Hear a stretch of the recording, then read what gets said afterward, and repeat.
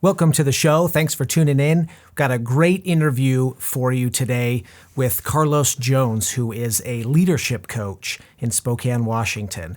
But before we get into that, I just wanted to take a minute and thank everybody for listening, for your participation, for your feedback. I've really enjoyed the opportunity to interview these great people, these business owners, these entrepreneurs, people that have overcome big obstacles and trials. This is really what the Socks and Soul podcast is all about. It's about finding great people, finding great stories, and learning from them. And I feel like every time I sit down and do one of these interviews, I learn something great from these awesome people. So thanks everybody for tuning in. If you want to help the show, the best thing that you can do is to share and like this, like and share this with your friends. Share it on Facebook, on Instagram. Let your friends and family know about it. It's the holidays. You guys are going to be sitting around the table eating dinner and opening presents and talking about life and catching up. I would love it if you take the opportunity to share with them maybe some things you've learned, maybe some of your favorite guests or some of your favorite shows, taking the opportunity to spread the good news about the Socks and Soul podcast. The other big thing you can do is to leave a review on Apple Podcasts. They allow you to leave reviews for the individual shows. And for those of you that already done it, I thank you so much. The listenership is slowly growing, and I look forward to continuing to reach a larger audience so that I can continue to produce the show. My guest today is super cool. It's amazing how his story, he has this rough past growing up. His story is tragic. It's super sad, but what he creates out of it is something amazing. He picks himself up. He continues to work hard. He continues to make things happen. And what he ends up finding his passion with business coaching and leadership coaching is a culmination of all of the things that he has learned throughout his life through the tragedies. And he is a live example of continuing to learn and study your craft and become better at it so that he can turn around and be the best coach possible. Carlos Jones is an inspiration. I have a great interview with him. He's the owner of his own business, his leadership coaching business. If you want to connect with him, you can grab that in the show notes. But without further ado, welcome to the Socks and Soul podcast. I'm your host, Kelly Ditto. Let's go.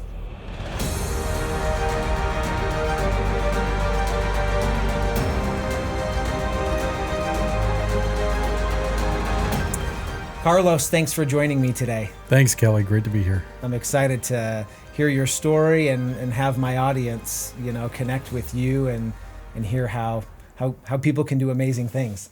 Absolutely. Excited to do this. So tell us about your business today. What does that look like?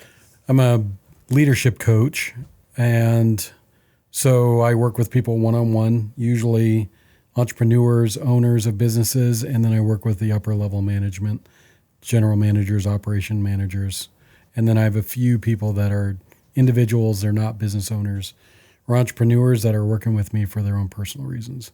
So the majority of your clients, you refer to them as clients? Yeah, clients. The majority of your clients are business owners then? Half. The other half, most of it, I would say 40% owners, 50% higher upper management, and the rest individuals. So you're consulting with people that are inside of a company or inside of an organization. Right. And you're generally, in those cases, hired by the organization to do the coaching? Yes, and some of those people when the coaching is over and the business is done paying for that, they'll hire me individually to continue on with them. Usually the entrepreneurial type who got inspired and decide they want to go do something else. Yeah. Wait, so you got business A that hires you to coach their employee, and then when they're done with the coaching, employee's like, you know what? Carlos was really inspiring. I'm going to go start my own business now. That happens. And the owner knows that up front. Like, one of the consequences of coaching might be they don't want to be here anymore. Yeah. And if they're good with that, we can continue. And if they're not good with that, we don't do it. That's an interesting conversation. Yeah, it's got to be legit or else it's not coaching. Yeah, right? You're like, I told you this would happen. Yeah, exactly. And you're having quite a bit of success. I am. with your coaching. I am. So COVID hit pretty hard. Okay. And COVID wiped out about 2/3 of my business overnight. Mm-hmm. And then I went into my own process of having a whole bunch of fear about that, which, if you want to go into that at all, and how I got past that and what happened as a result. And now my business is booming bigger than it ever has. And to the point now where my biggest problem is leveraging myself. Yeah. I've got to leverage. And so they consider full-time coaching as somebody with 20 clients. And right now I have 37 clients with a waiting list. And so I feel very, very blessed by that. I feel good about that. And I'm doing solid work with them. It's not just skimming by. It's individually tailored coaching for each person. So I can imagine that you would only be able to skim by if you were a lousy coach for so long. That would be a temporary blip in your business. That's right. Coaching has a 95% failure rate of people that go into it. And I attribute my success to the many, many, many people along my path that I've met and have contributed to me, which inspires me to want to do the best I can in terms of being a human being, live the best I can live, take care of my shortcomings, and hone the things that I'm good at. Because I realize the path that I've taken is littered with really great people, and that's the only reason I'm here. Yeah, that's a great perspective. Being grateful for, the people in your path that helped you become who and what you are and what you will become in the future. Absolutely. I love that. Yeah. Now you've got a pretty humble start though. I did. So did you grow up with parents who were entrepreneurs? No. Actually, so to go to the beginning, was born in Colombia and lost my parents when I was about 2.5. You lost both of your parents? Both my parents. When you say lost, they passed away? Don't know. Actually, I don't know. No kidding. So at 2.5, was found in a house with the door locked by a neighbor who heard kids crying inside, and it was me and a younger brother, and I've never met my brother. And so they called the police. Police did a 6-month search of morgues, hospitals, police stations. Nothing came up. To this day, I have no idea what happened. So it was either something really, really terrible happened to them or they walked. Right. Which was abandoning kids in Colombia, unfortunately, was a thing for a while. Sure. And still to this day, there's 1 million street kids from that as a function of dysfunction in the homes and just, life happening. Colombia has 1 million street kids. Orphans. Yep, orphans in the streets. No kidding. And so I'm very, very, that's one of the first people that came along were my adoptive parents that came down and adopted me when I was 3. So they came down from the U.S. Mm-hmm. They adopted you, took you back here to Spokane? Nope. My dad was Special Forces. Mm-hmm. And parents couldn't have kids. My mom was, for whatever reason, they just couldn't get pregnant. Yeah. And after they my dad went to Vietnam. Mm-hmm. And when they came back, they tried to adopt a Vietnamese child, but they couldn't do that. They tried to adopt here in the United States, and I still have the letter. And the letter says, due to the change in laws around abortion, there are no longer enough children to supply wanting families with children. That's a crazy letter to have. And so... Wait, that letter was from... the U.S. government. No kidding. Yep.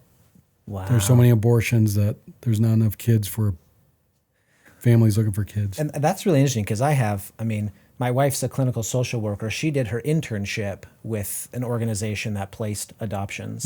And there were hundreds of these parents that were looking to adopt. Yeah.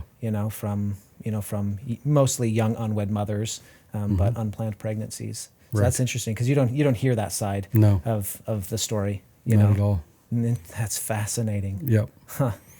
So they tried Vietnam, they tried the United States, they couldn't. And my dad at the time was training a colonel from Colombia on how to fly helicopters. And that person mentioned, come on down to Colombia, we got tons of kids. We got them roaming the streets. Yep, they're all over the place. Come pick one. That's right. There's a little ragamuffin down there for you. That's right. So the orphanage was called the House of Mother and Child. I think it was Catholic.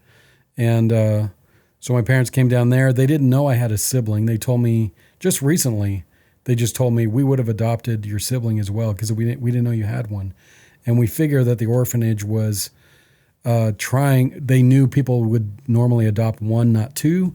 But had we known they had two, we would have taken both of you. So that would have been a life-changing decision right there. It was life-changing the way it went. You just found that out recently? Yeah, I knew I had a sibling. I had no idea that my parents didn't know, or I didn't know where they were in that conversation with the orphanage. No kidding. And it wasn't until the day they were getting on the airplane they said, "Oh, by the way, he has a brother," and it was too late to do anything. They had to get on the plane and go. A lot of what ifs in that There's conversation. a lot of what ifs. Oh man.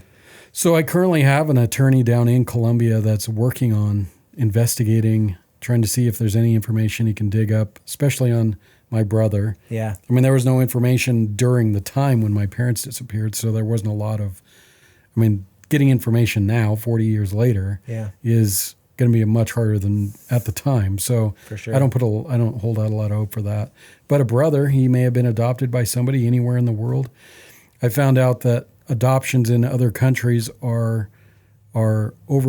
oversight is by a third-party country, so that there's no trafficking, or it minimizes trafficking of children. Makes sense. Yep. And Have so an uninvested party kind of looking over the process. Exactly. Makes so sense. it was Switzerland that was overseeing my adoption, and so I'm going through that organization to figure out if there's information I can find about where my brother is. So that's still of interest to mine. Yeah. I still waver with it. Do I really want to know? What would that be like to meet somebody? And it wasn't until I had kids that I knew a single person that was blood related to me, which was that's a big theme in my story, is disconnection. Yeah, for sure. Disconnecting from parents and sibling and all that. So it's interesting because it's something that I've wondered before. I was very fortunate. I grew up in a home with lots of siblings and parents and lots of extended family, and I have friends who are adopted, or they don't know who their dad or mom is, and yet they grew up in these homes where they had two parents who loved them and nurtured them, and they're very close to them. And I've frequently wondered, on the one hand, I'm like, what's the point? Like, who cares? Who cares where you came from? These are your parents. Yeah. But the flip side of that is as humans, we do have this connection to people. This is really important. And the older we get, especially once we start having kids, the more we want to understand who we are and where we came from and why we are this way. Because I look at my mom and dad and I'm like, I can name all the attributes that I got from each one, the good, the bad, and the ugly, Yeah, that's a really good point. And yeah, I think I wondered, as I'm going through my own, as I'm going through my own healing process and my own journey, that one of the problems with losing parents at 2.5 or any time between 0 and about 4 or 5 is that's where attachment is created. For sure. And attachment theory didn't even come around until the 80s. I was adopted in the mid 70s.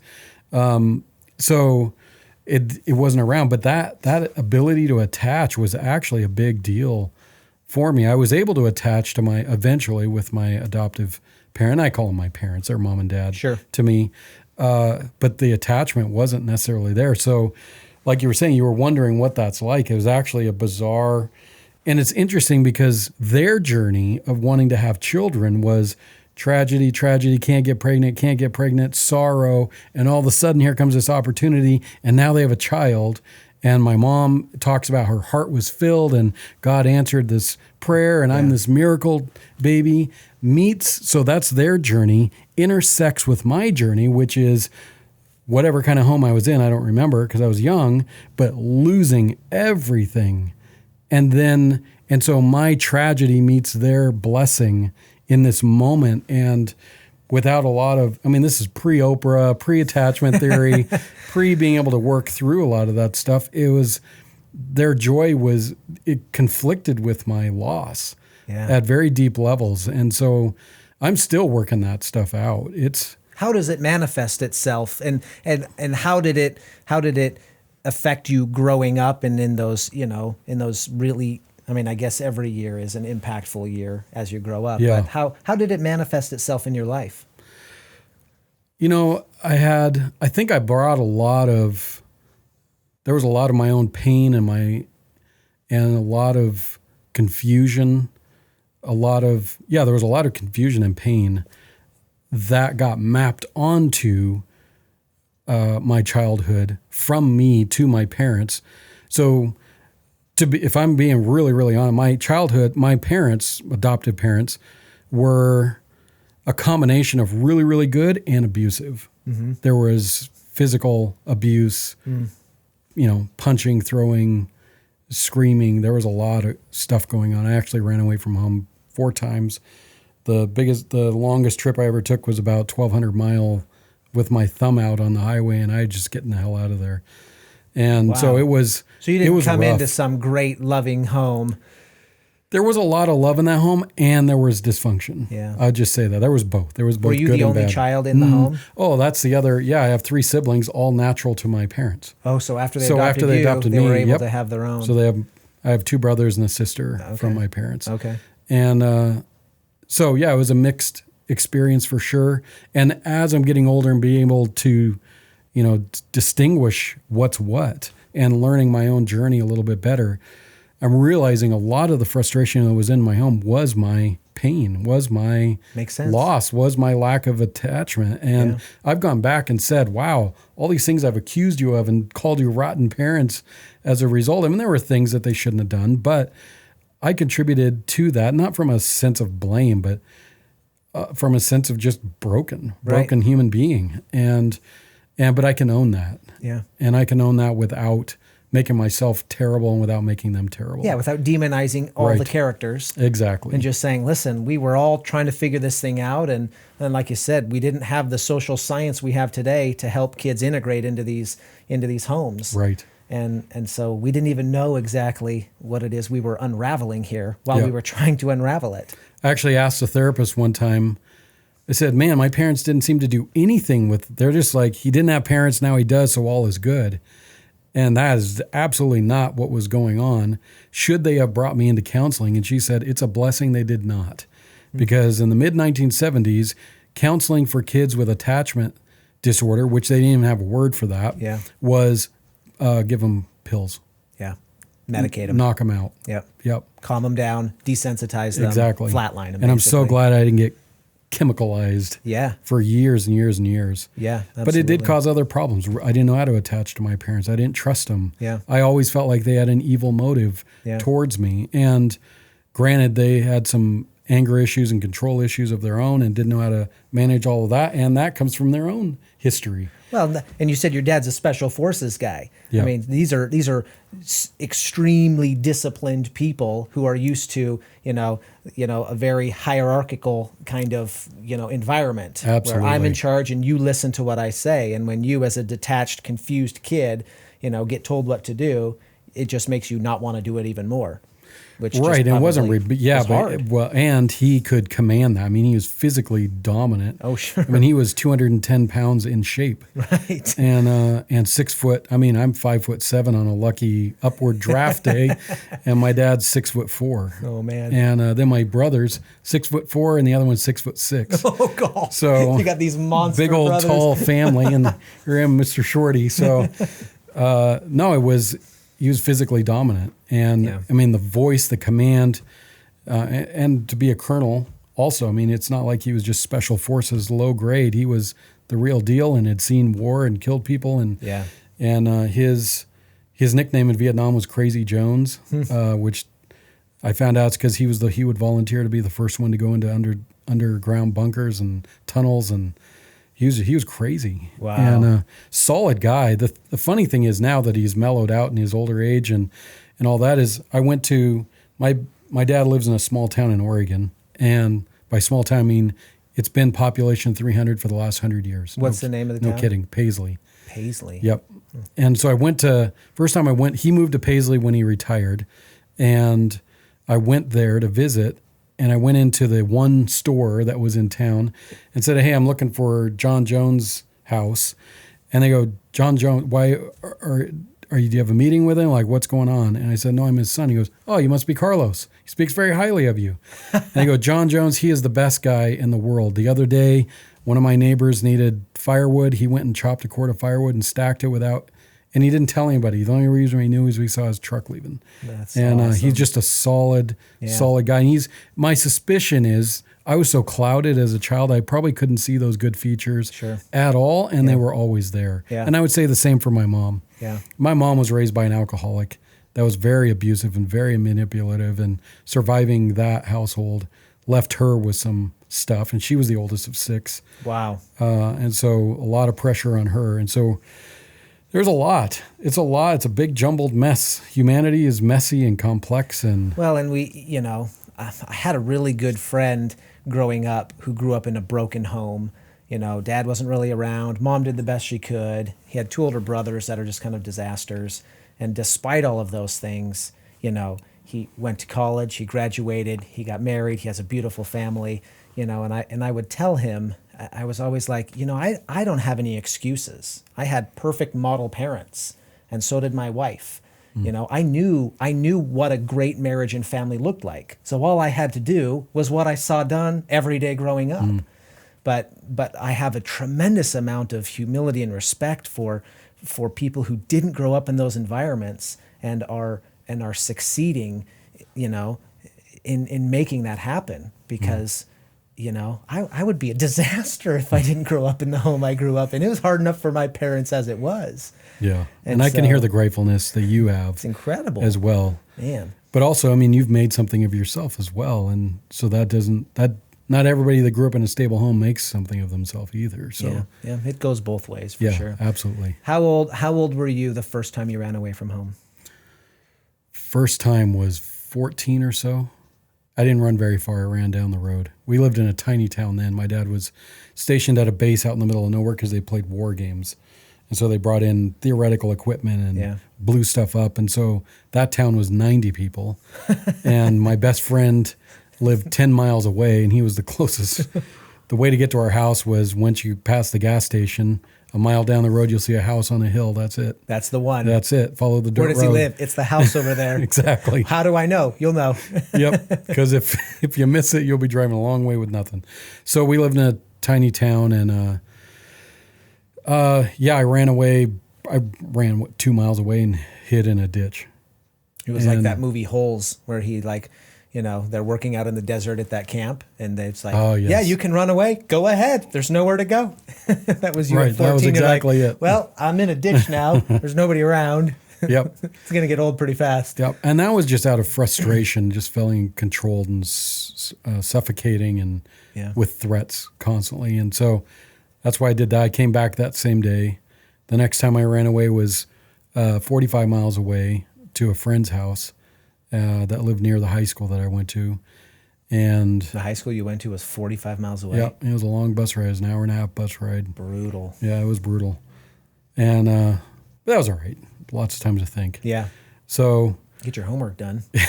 Yeah, exactly. And that one, my parents figured out where I was on that one, made a call and said, we're going to come pick him up. So my dad came and picked me up. That was a very uncomfortable ride. Mm-hmm. We didn't talk about it at all. Mm-hmm. And the third time, I don't know why the third time's skipping my mind all of a sudden. Mm-hmm. Doesn't matter. The big time I left. The 1,200 mile Runaway. The 1,200 mile one was, if I forget that, we got serious problems. I lived over in the Seattle area in Enumclaw. Yeah. And it was just an intense situation. And I just walked literally on the spot. I was like, I'm absolutely done with this. Hadn't pre-planned. How old were you? 16. Okay. And just literally, it was January, so it was cold. I had no wallet with me, no ID, no coat, and was so angry. I just opened the front door, which I happened to be staying next to, and just started walking. No plan. Waved to the bus as it drove by to pick up students, and just kept on walking, and ended up hiding in a ditch. Again, I don't know what's with these ditches, but hiding in a ditch in case anybody's looking, police or otherwise, and waited till it was nightfall, and then started hitchhiking. Got a ride from a drunk guy, and then got a ride from another drunk guy, and then got a ride from somebody else. They ended up dropping me at a truck stop, and in some other spot in like Puyallup. I think it was in the Puyallup area, and got a ride from the Puyallup guy down to Sacramento. Oh, long ride. Nope. He was Reno. We went to Reno, and on that ride, he stopped along some side road and got some cocaine, snorted the cocaine to keep going, offered me some. I declined, and then we just kept on driving. And he was the nicest guy in the world aside from that cocaine offer. It was, he just needed to keep rocking. Is what kept him going. And he was nice. He bought me a bowl of cereal when he stopped for breakfast. That was really nice. That was actually the only food I had it was a 4-day trip. That was the only thing you ate that was the only thing I ate that whole time. And it was just, and then the next ride was Reno to Sacramento. And he dropped me off in Sacramento. There, the police were suspicious of me, like just hanging around this truck stop. And so I evaded them. What they told me was I'm not allowed to ask for rides. And so I went and called an 800 number for runaway kids. There was an 800 number on a phone. And they said all the shelters for runaways were all full up and there was nothing they could do that night. But if I was still around or could get to a certain place, then they could help me. So that was a weird experience. I was freezing, by the way. It was freezing. In Sacramento? It was at night. Oh, I had my arms in my sleeves and I'm just shivering away. It was a long night. You're starving, cold, lonely 16-year-old. Scared, angry, all the whole nine. It was a mess. And then nice policeman actually went and asked a truck driver, hey, you heading, because I knew I was heading for King City, which is where that high school was, and I knew people. You know anybody heading to King City? And one guy said, I'm passing right through there. And so the policeman came and said, hey, you got about 60 seconds to make that work. I don't know what you need to do to make that work, but go make it work.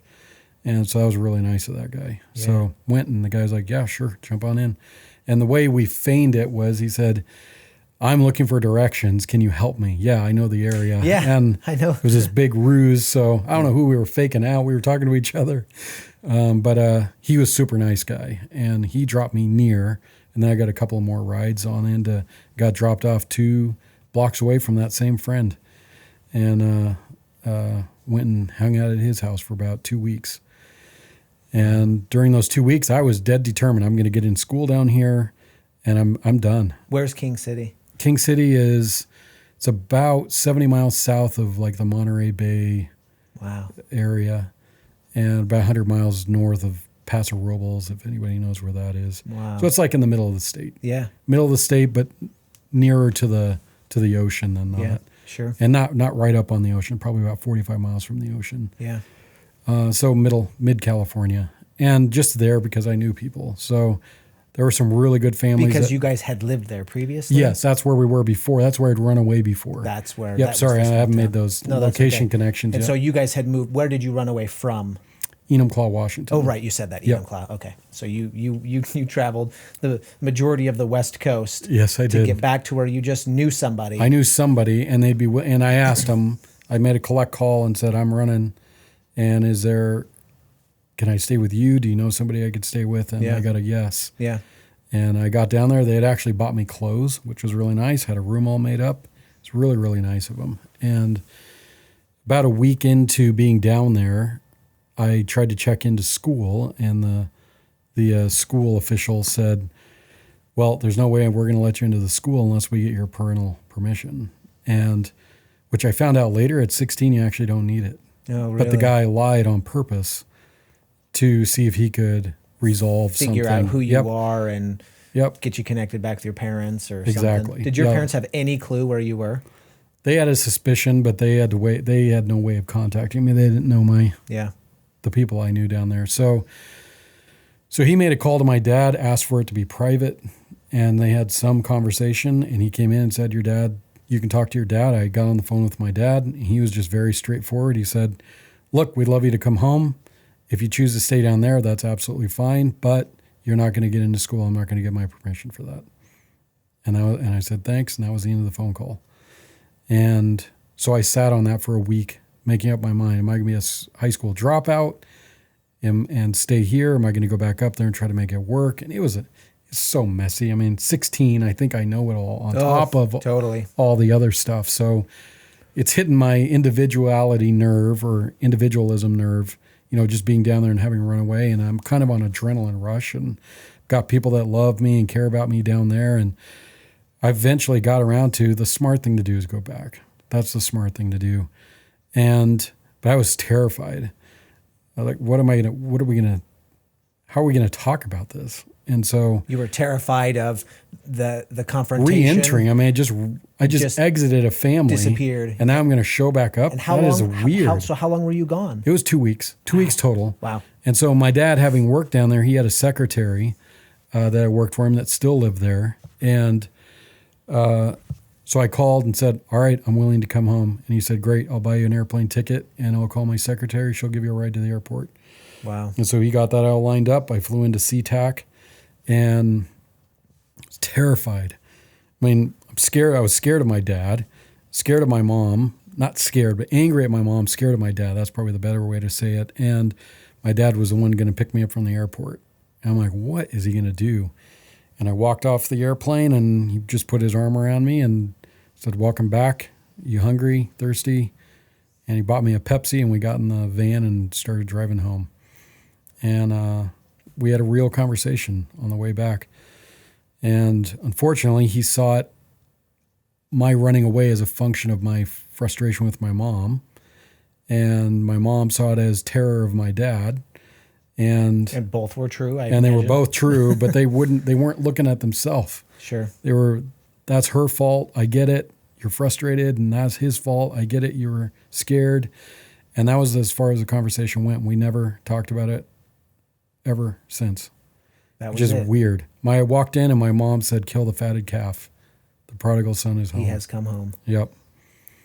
And that was it. And the thing I think, through the years, what I really feel bad about is actually abandoning my siblings in that whole scenario. I was going to ask you what your relationship was like with them. Yeah.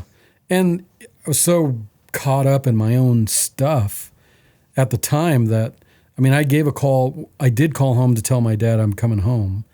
And my brother answered. And I figured my brother would be, hey. And he's like, hey. And it was this very depressed, like he's just sad. And so I've made the effort to go back, and they've all forgiven me. In terms of my siblings have all forgiven me, but I've owned up to, that was a really crappy thing to do to you guys, and I'm really sorry. And it was my stuff, and I was acting out and trying to do what I thought was best in the moment, but I wasn't even thinking about you. Yeah. And I'm really sorry for that impact. And I can't imagine one of my siblings just taking off with no word to anybody, and they're gone. Right. And you just go day in, day out of, where in the heck is Carlos? Yeah. And that would be terrible to be on the receiving end of that. Especially considering that's how your life started. Absolutely. These things have a pattern to them. To turn around and then, have the same thing happen. Yep. Me being the abandoner in this case. Yeah. Yep. Absolutely. Wow. So the good news is I got a lot of help in terms of, I sought it out. Counselors. I love counselors, love coaches. I love the whole industry of getting self-reflecting and learning and all that. And I feel like I'm actually late in life coming to some of the more poignant points of my own development and journey. I feel like it's only lately that I've really turned a corner on a lot of that stuff. A lot of it was just surviving. I'd get a counselor because I'm stressed. Sure. But we never really went back and talked about what actually happened there and how do you unwind that. And one of the key pivotal points in my life was finding Christ. Mm-hmm. I'm a Christian, and that happened in college. So I did graduate high school. There's the happy ending to that part of the story. Didn't run away again. Nope, didn't run away, Finished but high was school. definitely angry and definitely wanted to be on my own. And Things didn't get better, though, in your home. They were just kind of the same. No, there was still stuff happening for sure, and it was chaotic. I did come back from college after my freshman year and told my parents they were terrible. My mom cried, my dad walked out of the room. And that didn't go well. And I regret the way I did that. For sure, I was still in my own. So you had gone to college and come back, and you're like, I'm going to tell them what I think. Yep, I'm going to sit them down and tell them how wrong they've been. This empowered 19, 20-year-old. That's right. Who's kind of getting his own independence, and now you're going to come back and explain to your parents. That's right. I've been around people. Well, I'll put it this way. My first roommate was a guy named Bill, great guy. And we were just chatting inside of our dorm room, and he lifted his hand up to get a book or something off of a shelf that was behind me or to the side of me, and I flinched. Yeah. I thought he was going to hit me. And it was really embarrassing. He was like Carlos. Like, dude. He's little like, jumpy, aren't and you? he called it out. He's like, dude, like, what in the hell happened to you that you just flinched like that? And I was like, man, that's embarrassing. I was ashamed of that. It was weird. It's like a little kid in, big person's body there. It's interesting. It's interesting that you felt shame about that, as if the abuse was somehow your fault. I imagine it was more being embarrassed about the way that your childhood had gone and trying to mask that over around other people, you know? Yeah, well, the shame was fundamentally it was I'm not worth taking care of. Right. Yeah. Which that came from the initial abandonment. Yeah, your self-worth. Which then here we have strict parents that overdo it sometimes. Yeah. And it just continued. And now, it's people noticing that I don't think much of myself. Yeah. And that's what got revealed in that moment. He didn't embarrass me with that. Actually, he's very kind and compassionate man. So, no, Bill handled that really, really well. Yeah. But it was a moment where I was like, my stuff is showing. Yeah. I can't hide the shame of who I am. Yeah. And it was involuntary. That's what sucked about it. It just was a reaction. It's one thing if I make bad decisions, another thing if I can't help it. Yeah. So. Wow, that's interesting. Yeah. So you graduated from college then? Yep, I studied philosophy. All right. I actually got kicked out of college. I went to Whitworth University. How did you end up at Whitworth? In high school, I actually went to youth group at a church, and I would call that conversion 1. I feel like I've gone through the saving conversion process about 20 times, but that was conversion 1. I can relate to that. Yep. And so there were the youth pastor. There was a graduate of Whitworth University. Okay. And he took me and several other seniors on a trip to Whitworth, and we went on the student day or whatever you call it, high school day. And so we went and saw it, and I absolutely liked the youth pastor. For one, I had respect for him, and two, I just liked the campus. It was really beautiful, and the people I met were really kind, and anything, it was 300 miles away from home, so that helped. And so I was like, hey, this is my ticket out, and it was Christian, so that helped. So there was a lot of factors that went into that. So ended up there, and started off. I was very, very strong. I've always been strong in math, and so I started off as a math major. Enjoyed it, but then ran into, I was like, maybe I want to be a teacher because I enjoy math, enjoy teaching. And I was like, no, I got introduced to an intro to philosophy class, took that, and I was like, oh, that's everything I've ever wanted on steroids.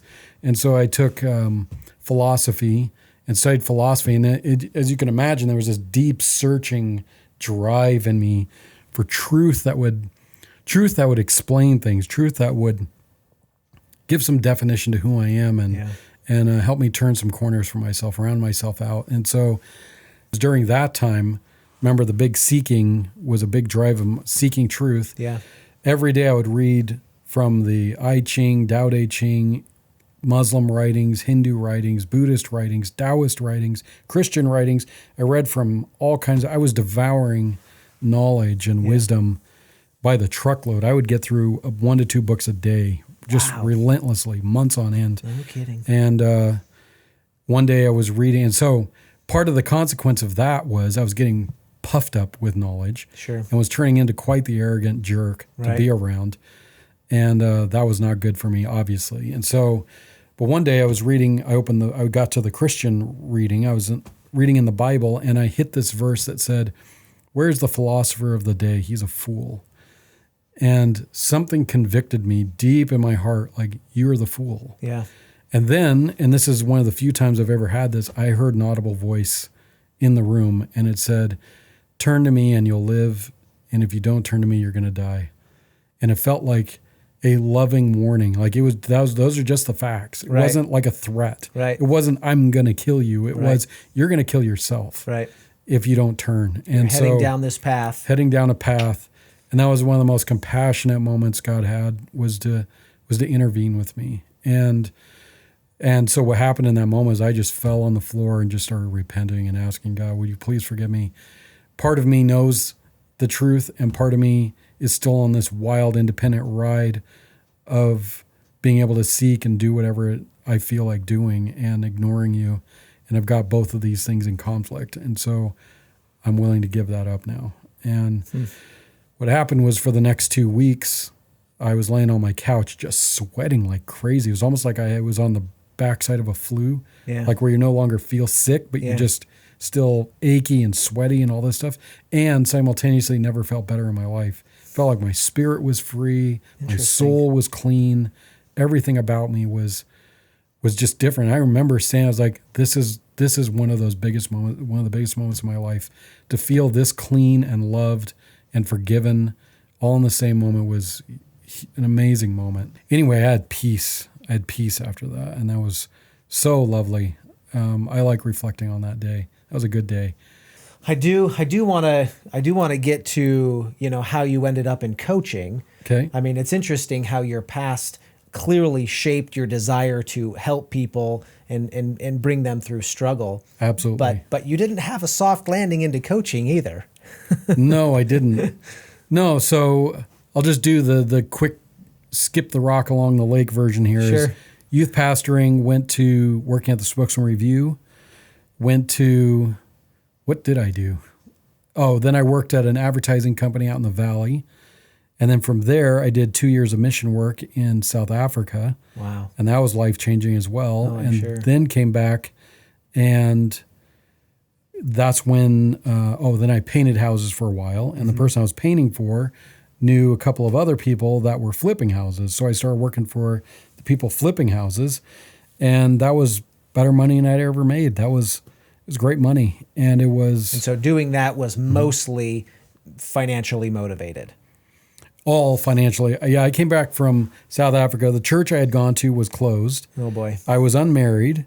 I had no car. I'd sold my car to go to South Africa. Yeah. I wasn't a homeowner, and I had no job. So I'm like, everything was obliterated. And coming off the mission field, I was actually still pretty angry. There were some things not just things that happened on the mission field, but I still hadn't worked through, being on the mission field is intense work. Yeah. And anything that's not dealt with in my life once going on to the mission field is going to reveal itself on that mission field. So deep, deep, deep loneliness. So you did the mission work, came back, you did some various things. You ended up in the house flipping deal.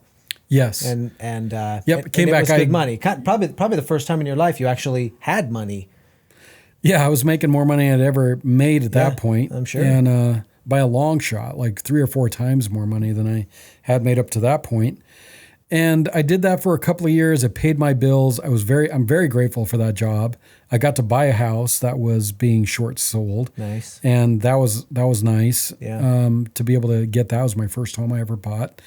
And it afforded me, I was not in luxury by any means, but it afforded me some of the basic. I got a car, not a new, nice old truck, which I kept for a good 10 years, told my wife maybe give it away. And then, so I got the truck, got the house, and got stabilized. Yeah. Stabilized is probably the best word to describe what that gave me. But along the way, At some point you lost interest in this. I did. I remember getting a check one month and looking at it and going, that's a nice amount of money, but why do I feel empty? And I started thinking about why do I feel empty? And it's because I made that money and I was making any and all of that money because somebody had either lost their health, lost their job, lost a loved one, or lost their own life. And I was like, all these losses, and that's what creates the opportunity. Or just dysfunction, didn't know how to manage money. Yeah. Or whatever.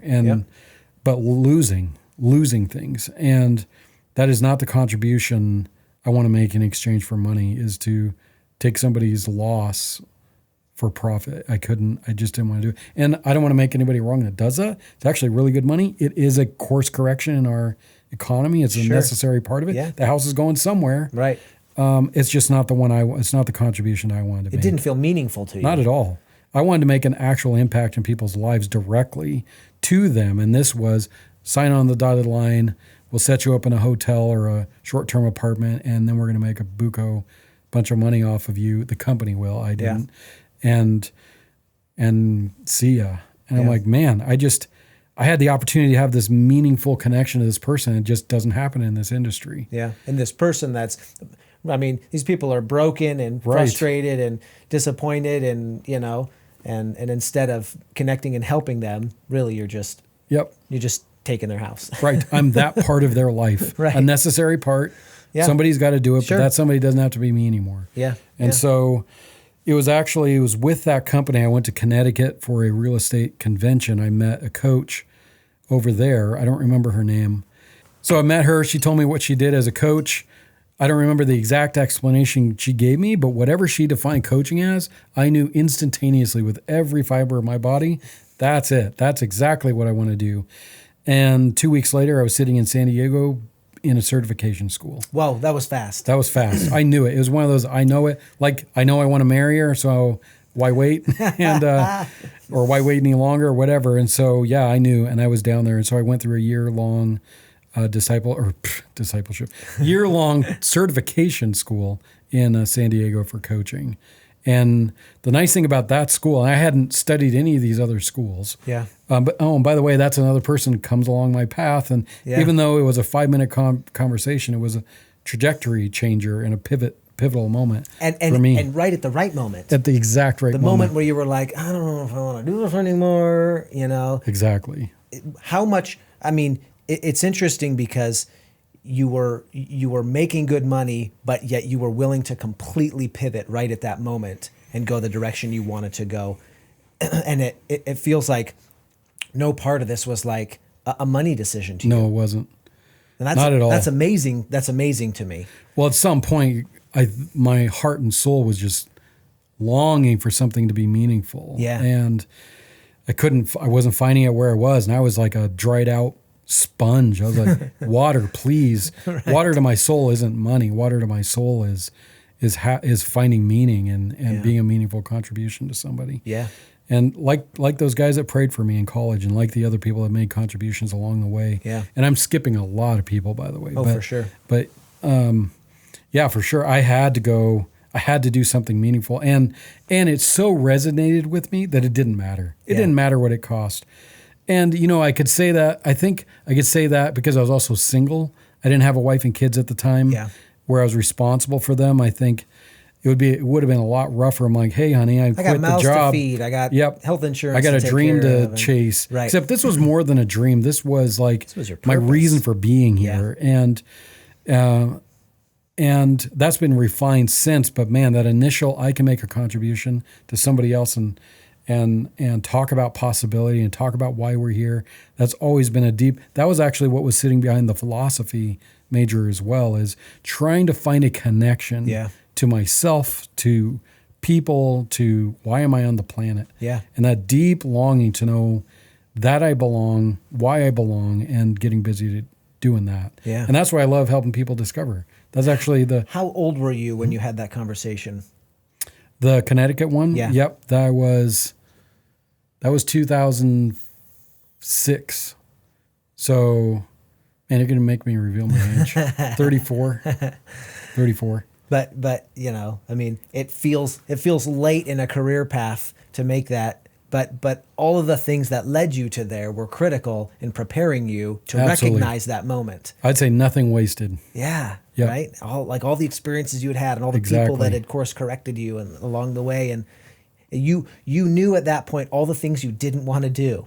I did. And then when you saw what it was, you just pounced on it. Bam! I was ready. It was a magical moment. So was it just like you graduated from your program, your year-long program in San Diego, and then the coaching just took off after that? Yeah, I wish. Yeah, I went through the program and graduated in 2007 as a year-long program and struggled for 3 years. I was still working that. I was actually still flipping houses, but I was doing it very part-time. Uh-huh. So I still had an income. Actually got fired from that job because I had lost all passion for it, and it was obvious. Right. So the owner sat me down and said, Carlos, we're going to let you go. This was a godsend from him. So he said, we're going to let you go. It's obvious that you don't want to do this anymore. And so, you're just not doing what you need to do. And you were just hanging on financially. I was hanging on. Well, I was okay because of that job. Right. But what happened was I took a moment and I just said, you are absolutely right. My attitude has been horrible. Yeah. My performance has been shoddy. And my head is not in the game right now, and it's because I've got this other thing that's diametrically opposed to this. It doesn't mean I'm ungrateful for this. I need this. I want this because I have to pay the bills. Right. And I said, would you consider, and I proposed to him, I'll pay you back 1 month's salary. It was a salary plus commission. I'll pay you back a month's salary in exchange for you give me the job back at half for half-time work. And I made more money in that half-time work than I did doing the full-time. And I did. I paid him back the full month's salary, and he took it. And without that, I would have been really starving Marvin. Yeah. But then it wasn't long after that he came to me and said, remember, this is 2000, everything's eroding, but he's eroding as well. He hadn't managed finances the way he needed to. Yeah. And so I was out of he came to me and said, we can't afford to pay you anymore. We got to keep all the profit for ourselves. And so I was out of a job and I had no clients. And it was that terrible, when if you've ever let your hair grow out, there's the ugly stage where it's not short enough and not long enough. It looks weird. Or if you talk to Jeremy McGee, it's the beard, the awkward beard stage. That's right. They're like, am I going to keep it or not? Right. And you got to keep letting it go. So I was at that horrible place where lost my job and I haven't built anything in the new one yet. Yeah. That was really rough going. I had a hard time getting a first client, and but finally got a first client, and they got a second, got a third, and a fourth. And during that time, I'm not kidding when I say I didn't have money for the power in my home. I didn't have money for food. If I was going to go to some networking event, I had to borrow $5 from my girlfriend, who's now my wife, to borrow $5 to put money put food or fuel in the car, so I could get there.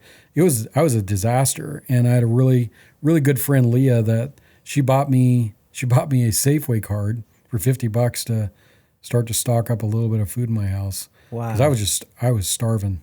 It was not a good situation. Wow. And it was rough. Emotionally, it was rough. Spiritually, it was rough. Physically, it was really rough. And so it was rough beginnings. But I got my feet under me, started building clientele, and I didn't stable. It probably took me, after I got that first client, which was 2009 or so, it took me 2 years to be able to build enough clientele that I didn't need to borrow money or wasn't starving in some way. 2.5 years. About 2.5 years to build it up to where it was a legit full-time job. And it's been sailing ever since. I worked it up. Now it's all referral. I haven't spent a dime on marketing. It's been really nice people. Jeremy McGee has been actually one of the key people in passing my name around and being a referral for me. And so I'm very grateful for him. He's another one of those people along my path that's made a big difference for me. So, now it's booming. And did you ever just want to pivot and go do something else? No. You never looked back? No, never looked back. At no point were you like, I'm starving, I'm borrowing money, Oh, I'm 2 during years those into times? this thing. No.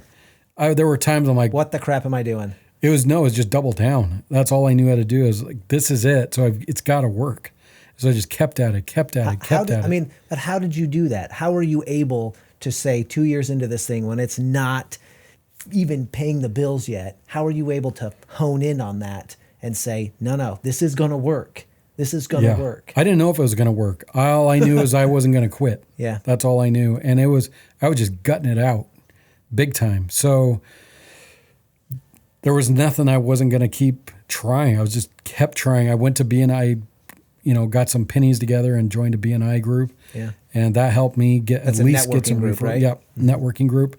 And that's actually where I got my first client, was inside of one of those networking groups, inside of BNI. Yeah. But no, there was a relentless, because my option is go do something I hate for money. Which I've already done. Which I've done that. And hate's the wrong word. Do something that does not fulfill me. Like, fulfillment was more important than money. Yeah, clearly. And it didn't matter. And I had seen some bad times, like running away from home and losing parent. Like, I knew what it was to go through gut wrenching. Yeah. This was different in its nature, but I knew I was going to come out the other end. There was a confidence I had at some level. Yeah. I was like, I know I'm meant to do this, so I'm not quitting. Yeah. I'm not going to quit. I don't know where it came from. I can't say. I just knew I didn't have an option. There's no turning back. So, okay, here's a question for you. You're super busy. I presume that financially you're thriving now. I'm doing okay. How much of that, how much of this fulfillment in you is that I'm now able to provide for my family and take care of these things, and versus I'm now helping people more than I've ever been able to help before? How do you? On a scale of 1 to 10, 10 happy with how I can provide for my family. Yeah. There's still more I want to do, so I guess I wouldn't give it a 10, but Yeah. I have nothing to complain about, and I'm very grateful for what we have. And you can see a trajectory. Yeah, my wife doesn't have to work. Yeah. I get to spend a lot of time with my girls. Yeah. And so in that sense, we're good. Yeah. I'm fine. In terms of wanting to make the impact that I want to make, I'm grateful for the impact I've been able to make up to this point, but I would still put myself at about a 5 out of 10. Okay. In terms of coming into greater and greater depths of my own craft and in myself, and wanting to make the lasting impact that I actually want to make. I want to make an impact in people's lives that sets them free such that they are impacting people for generations. Yeah. And can but impact entire communities, huge communities, countries, Yeah. states, cities, whatever. I want to get to the point where I can help people that I currently can't. Yeah. I'm just not that caliber yet. Or You want to be able to broaden your stroke. That's right. Impact. I want to have a greater impact, a broader impact, deeper impact.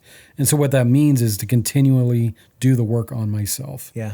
And so that's what I'm doing. I'm deep in my own work. I have therapists, I have a couple of coaches, I have mentors, and then I have colleagues, and I'm doing work with all of them, most of them weekly, some of them a couple of times a month. So not only are you coaching people, but you have multiple coaches and counselors that Yep. you're working with to become a better person, better That's at your right. craft.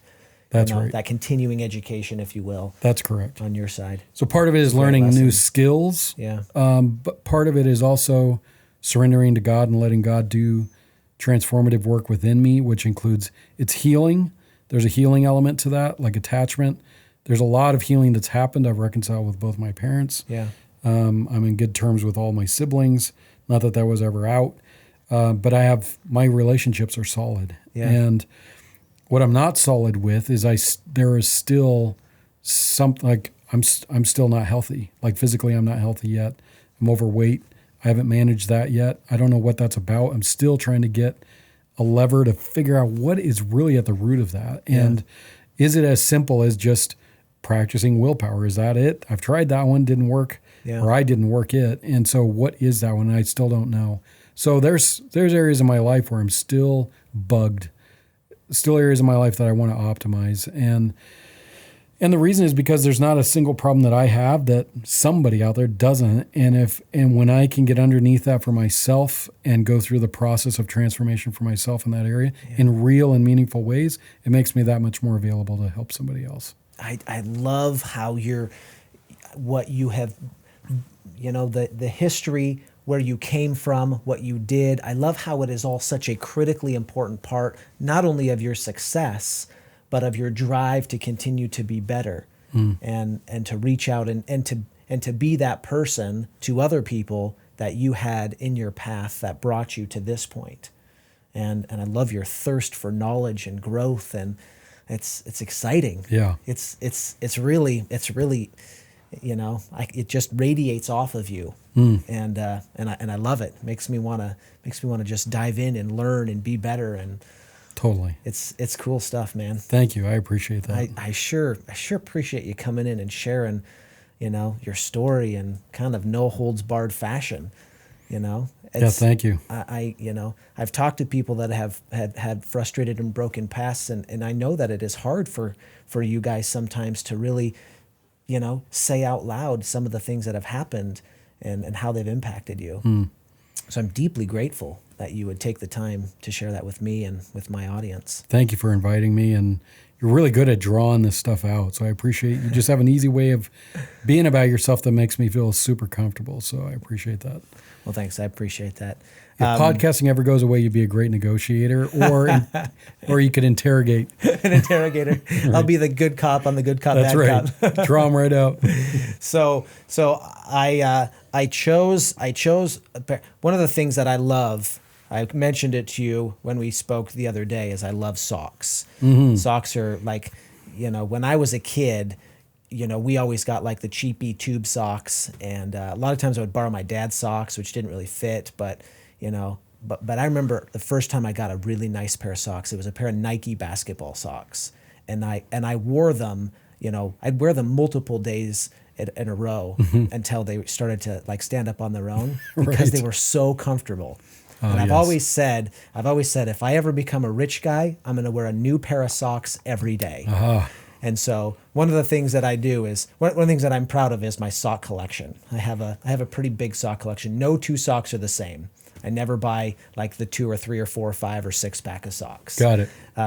So as I was looking over my sock drawer this morning, having a really simple snapshot of the story you just told me, because we only spoke for 15 minutes the other day, I came across, I found these socks. These are the Marvel Iron Man socks. Those are awesome. And, and Tony Stark was, along a war machine path and then he created this Iron Man to make the world a better place. And I was just thinking about you and the remarkable beginnings and how you have just constructed this beautiful thing to help people. And you've kind of become this superhero. And so that's why I chose Iron Man socks this morning. That's very nice of you. I appreciate that. I just think you created a marvel out of, you created a beautiful armoire out of a broken chair. Thank you. I'll take that all in. Thank you. So tell me, you got some funky sock action going on this morning. I've got a black and white long dress sock, and then I've got a short Wilson black and orange. And I got these because in anticipation of the show, I have a 6-year-old and 4-year-old daughters, and I let them pick out my socks. I love and that. I said, I'm going on a show. They want to see my socks, so you guys can pick it out. And they chose to go with their own. They're very individualistic. They have their own personalities. Yeah. My 6-year-old is this very sweet. She's very intelligent, very sweet to herself. And my 4-year-old is this rambunctious, high energy, totally different kid. And so I love that they picked out almost opposite socks. They are very opposite. One's an ankle sock. Yep. The other one is a crew sock. Yep. And one's orange, one's blue. So they're opposites on the color wheel. Absolutely. And I absolutely love them both. And I'll wear them with great pride. I love it. All right. I have a gift for you. Oh. I love loud socks. So I was looking over some of the socks that I have in my collection, and I found these. For one reason, this is a brand called Happy Socks, which I like that. You come across as a guy who is relentlessly happy despite what you've gone through, because you know what misery looks like. So you're a happy guy, and they're just loud and fun. And so at least they're also orange and blue. Yeah, it's funny. They're the same colors as your socks. Yeah, I brought it all together. And I think your left sock daughter, the wild one, will probably relate a little bit better to this sock than your. That is her personality. Well, thank you so much. You come on my podcast for an hour and I give you a pair of socks. So it seems like a pretty fair trade. It's a good trade. I love it. Carlos, thanks for coming on. It's great to meet you. What is your website or email or handle? How all that stuff is under construction at the moment because I'm being rebranded. Awesome. Best way to get a hold of me is transformationpath@gmail.com. Okay, cool. And I'll put that in the show notes. Cool. So if you want to reach out to Carlos, if you want some world-class training, reach out to him and see what he can do to help you. Thank you so much. You bet. Thanks for being on the show. We'll see you next time on the Socks and Soul Podcast. The Socks and Soul Podcast is a production of Ditto Film Media. If you enjoy this content, be sure to give it a 5-star rating on Apple Podcasts. Join the conversation on Facebook at Socks and Soul Podcast.